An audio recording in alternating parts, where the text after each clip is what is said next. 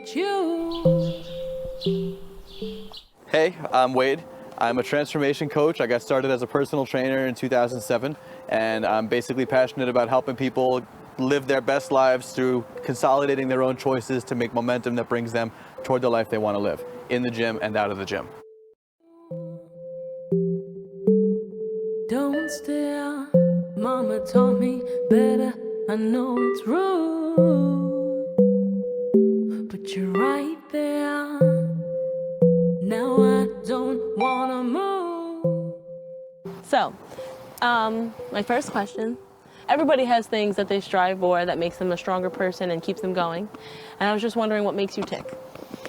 It's probably sounds a little cliche, but I think back into times that kind of sucked, and you think about wishing that there was somebody there to help you get through it, and thinking about how maybe it would have been easier then to go through that period of time if you just knew that things were going to be okay and that you could just get to the other end of it.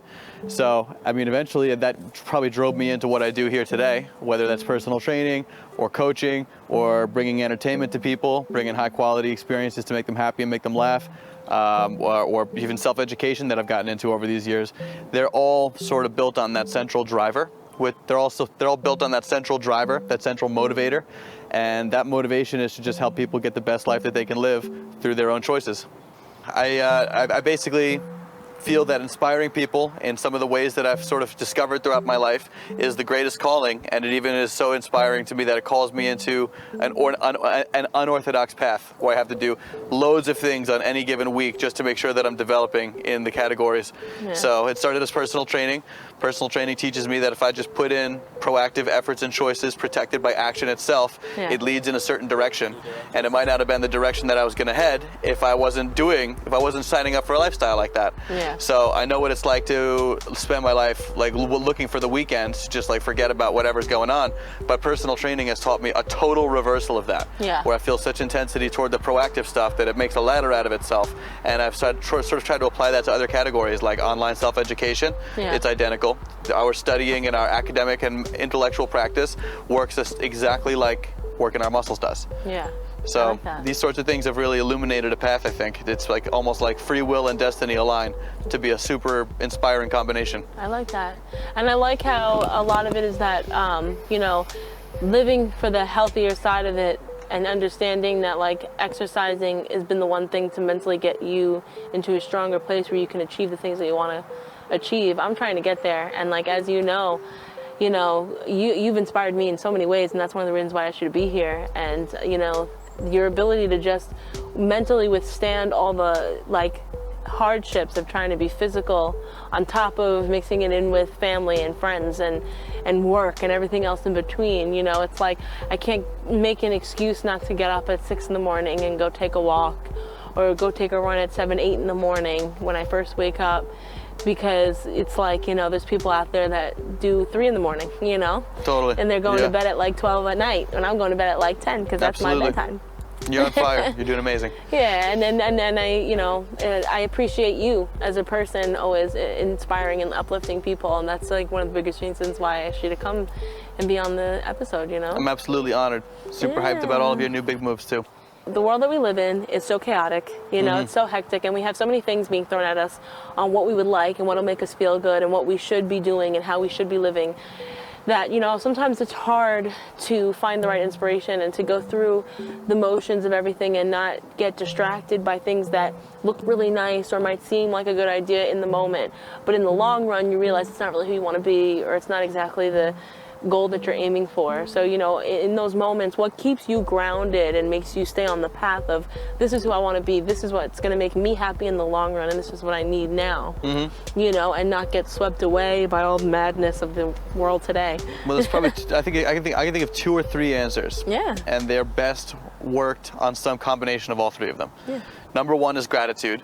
Because gratitude is like a spiritual version of taking inventory for what you've already got going on right now, just to even consider the next few exercises. I like that. So right off the bat, it locks us up from some of the worst depression and anxiety vulnerabilities that we might have from the same information. This is neutral information until we react to it. And the second we react to it, lack of gratitude will make you panting like a starving dog. every single time. And then you end up beating yourself into getting stuff done rather than allowing there to be some powerful magnet that pulls you to even do the next exercises. Yeah. So that's sort of like the wind that the kite needs. Is coming from the gratitude. Once we can apply that exercise number one, our second exercise is probably like an alignment exercise. In an alignment exercise, we're looking to break down some of our core desires. So like at surface, it probably sounds like I want to lose 25 pounds. It's not about that. That's not eligible. Sometimes we're talking about SMART goals. This is not where we're looking for that. We're looking for something that's more like a fuzzy goal, actually.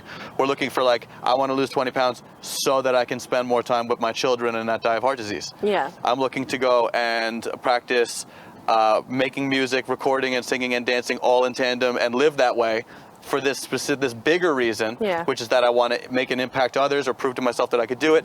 Lists of core motivational beliefs that drive the whole process at a deeper level. So like as a personal trainer, we're looking for the specific and the tangible. As you being your own spiritual coach, why life coaches have a job, you're actually not looking for what the personal trainer is looking for. Personal trainer needs measurable, objective, knock on the world information, because it's the only way we can get where you want to get physically in terms of the body.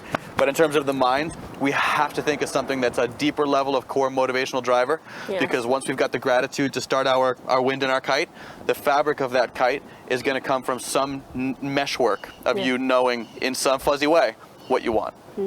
Knowing what you want is the only way that your self-sabotage is no longer more powerful than your self-development. Yes. Your self-development has to be drawing on something. Otherwise, the kite's just like random plastic bags. The wind is tearing them up. You can be really grateful, yes, for everything that's allowing you to go and pursue your hobby, but you also have a chosen second hobby.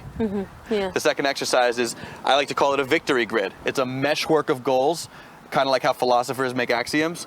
If they're all true, then we can explain some piece of the universe. If they're all true. And so we have victory grids where we say this network of goals can be acted upon. And if they're all true, just like a philosophical axiom about all of human existence, when I look at my own life with a magnifying glass, it's so much easier to create certainty like that. Rather than generalizing for all this stuff that there's all these things I can't possibly know. But if I zone it in, a victory grid is an accessible second exercise that lets me gain alignment. Because by the end of it, I'm no longer divided running in 99 directions. Like it could be something like alcohol, or even it could be a whole bunch of productive things. You could actually have done that exercise the right way, and your motivational gratitude might still push you in an unguided way. So I know, like I sometimes overwhelm myself with too many projects at once and too many things at once, and that's where I'm being productive. But you're not going to necessarily be productive if you're not giving your best to everything because you're overwhelmed by it. And it's hard because I have a company now, and it's in its idea phase, and it's created to help people have multiple goals at once and to get those goals into achievements, but by having fun in the process. And it's called RPG games, built around video games. And the number one thing that we have to do is we do two exercises with stars. First is the North Star exercise. The North Star exercise is built for 3 to 5 major goals, no more than that. And you have 3 to 5 major goals that you take with all the seriousness of your heart, mind, and soul. Otherwise, it was never on that list.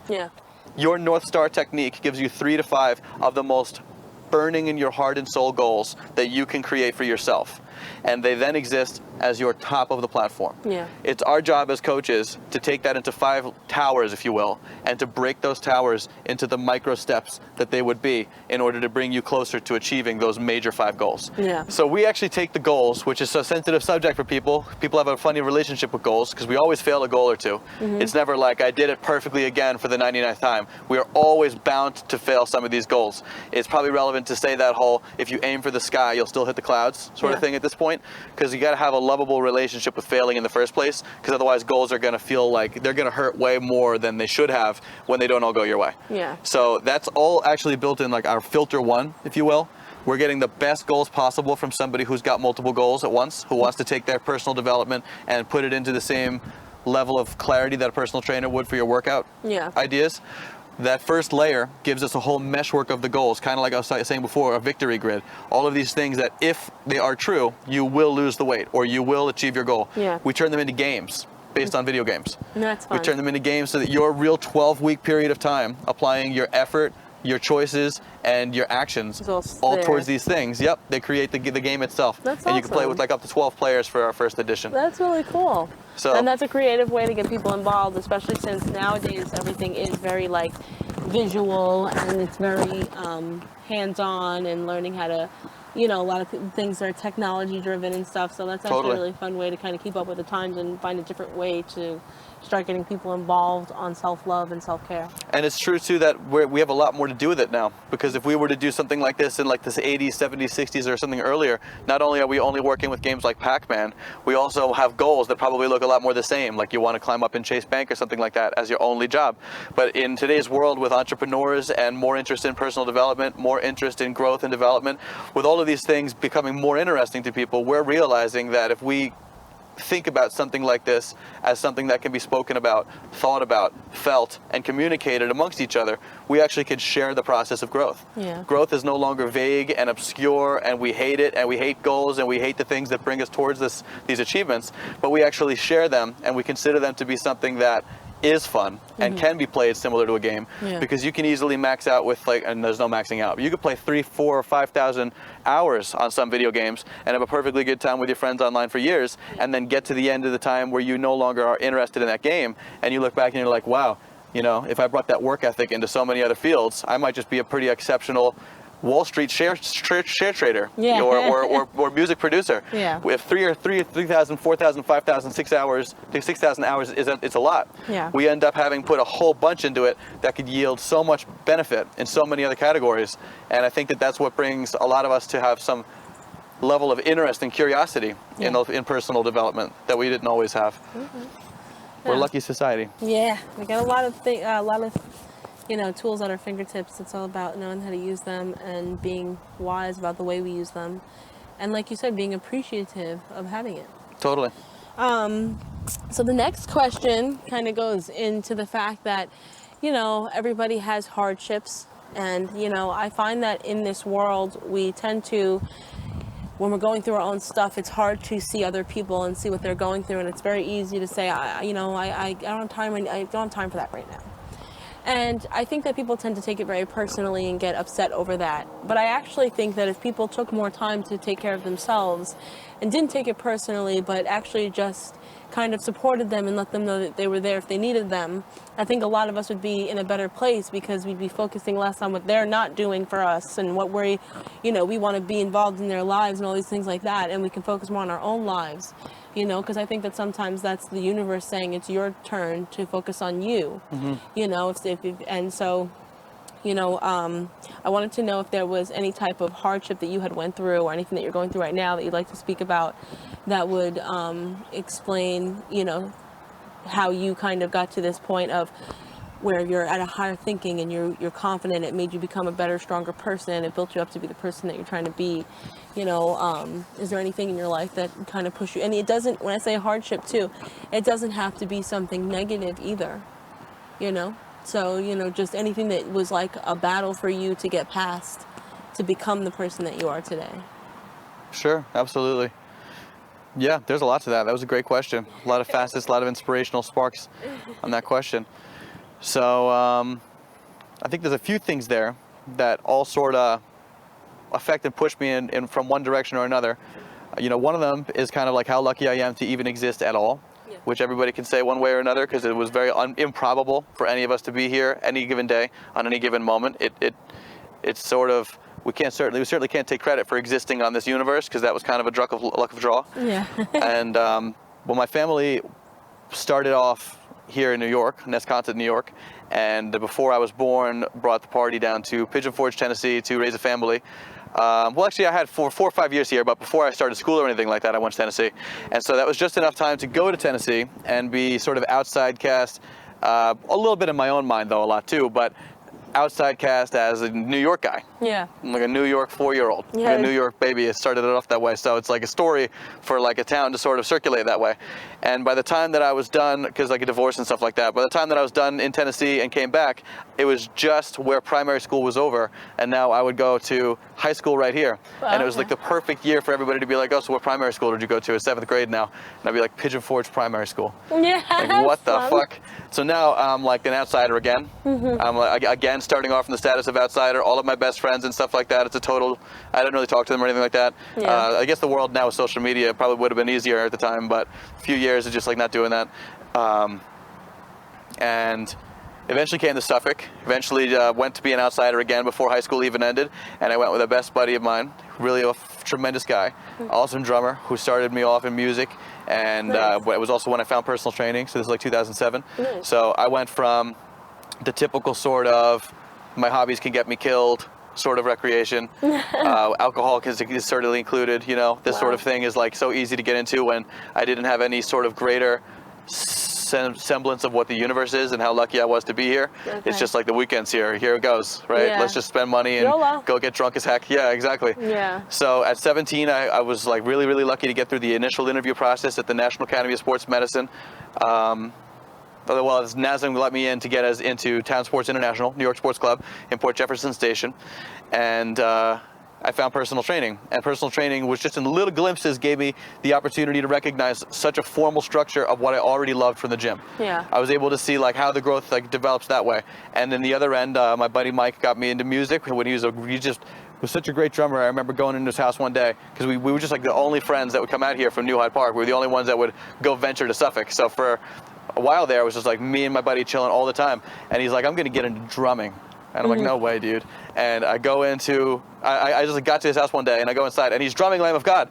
And it sounded so good. And I recognized he had an electric drum set, so I couldn't hear the track, but I heard the drums. And I was like, he is drumming Laid to Rest Lamb of God right now. This sounds so good. Yeah. I can't believe it. I'm not even gonna admit to him how good he was that time. Yeah. And eventually I got into a band. There was bands actually called Devoid of Context.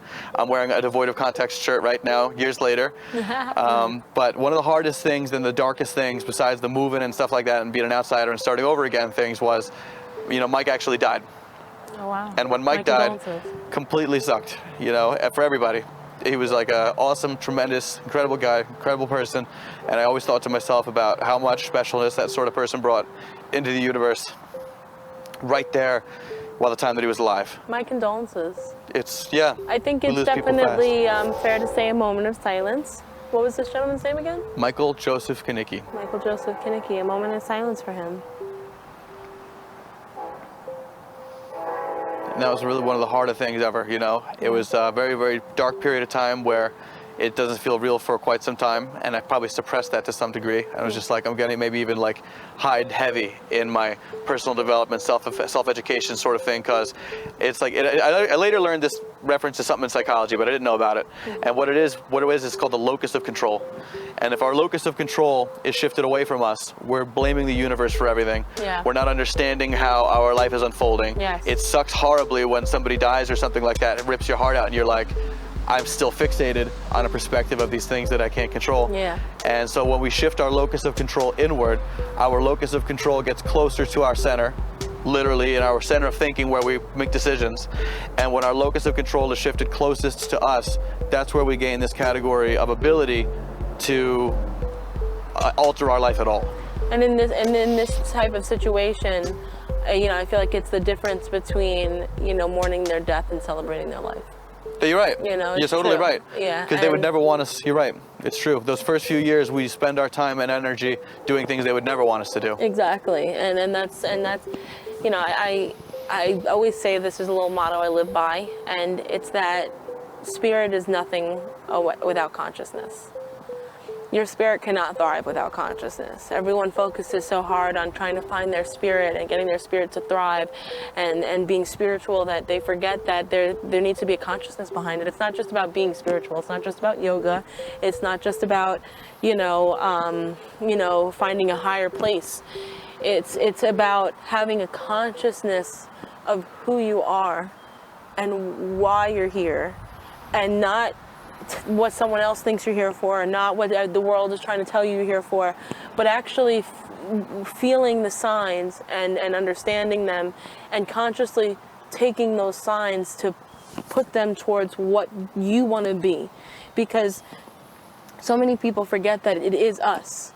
We are the only ones who are going to create our futures. We are the only ones who are going to make tomorrow. There are things that we will need help with. There are things that we will appreciate leaning back on and having that backbone. But the reality is none of it's ever going to happen unless you make that initiative. It's true. And I think that you're that type of person. I think you're someone who really motivates people to just take that initiative. I think you're somebody who motivates himself to take that initiative. And I think that like it's very important for people to understand that, you know, action is nothing without consciousness. Consciousness is nothing without action. And you can't develop your spirit without developing both. It's true. You need to be able to grow mentally while growing physically, and I think that it's very important that people get that message. And like leading on to my last question, because this is a perfect bridge over to it, what is the one thing that you would say would motivate you? Like you wake up in the morning and you think about it and you're like, that's it. You think about it and you're like, that's it. That's what I want. That's where I'm gonna wake up and life is worth it. I still had Kaniki's death in my heart, and I sort of fell back into, because when you're doing this personal development stuff, you can crash into depression really, really fast if you lose access to what we're agreeing on in this conversation, and I am getting there. But if you lose access to this, you can snap into depression and anxiety really, really fast, because you've got so much hope and faith built around the idea that your discipline's going to carry you through doing the next few things. Yeah. So just a few mistakes, and that whole equation gets thrown off. And a lot of it is how you connotate to yourself, in my opinion, when that happens. Because it's not that happens. It's that when it happens, we connotate it to a negative point of view.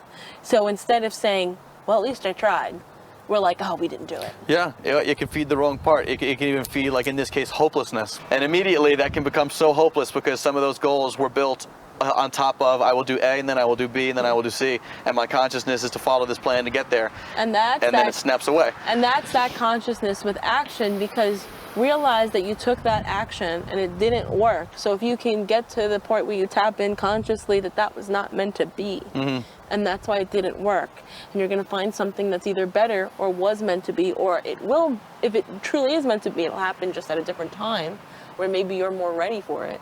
Yeah, that's true. You know what that's I mean? True. So when you look at it in that case, you know, you always have to stay positive. You always have to keep that in mind. Yeah.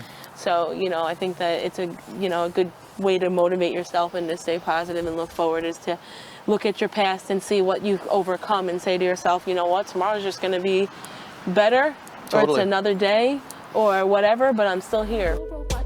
Barred, pose, barred, stop, barred, stop, dance.